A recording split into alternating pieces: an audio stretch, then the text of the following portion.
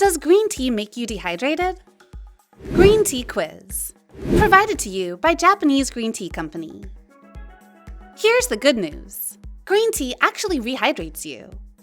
Tea does increase urine production, but does not cause you to lose more fluids.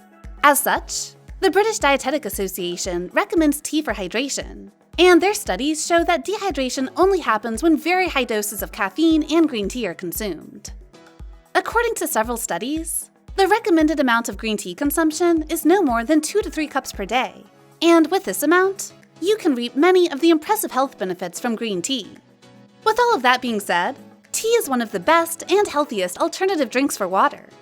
According to Dr. Daniel Vigil, clinical professor at UCLA, if you find yourself with headaches or other symptoms, you may just be sensitive to caffeine, or you're dehydrated. Nothing to do with your tea habit.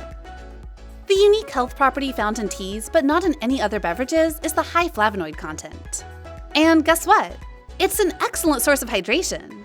It is also an antioxidant that can help you flush toxins out of your body. Thanks for watching. Japanese Green Tea Company.